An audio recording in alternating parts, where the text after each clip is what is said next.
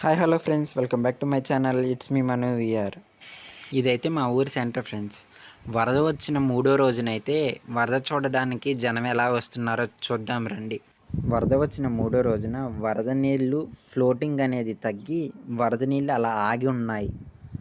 అవి చూడడానికి జనం చూడండి ఏ విధంగా వస్తున్నారో.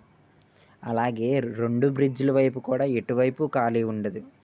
చిన్న బ్రిడ్జ్ అంటేనేమో పులిగెడ్డ టు వార్పు ఉంటుంది.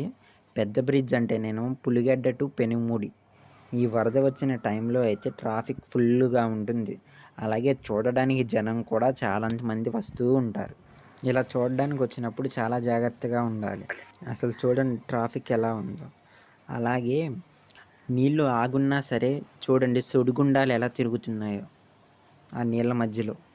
మూడో రోజు వరద నీరు అయితే ఈ విధంగా ఉంది. ఇంతే ఫ్రెండ్స్. నా వీడియో కనుక మీకు నచ్చినట్లయితే లైక్ చేయండి, షేర్ చేయండి అండ్ మరిన్ని వీడియోస్ కోసం నా ఛానల్ని సబ్స్క్రైబ్ చేసుకోండి.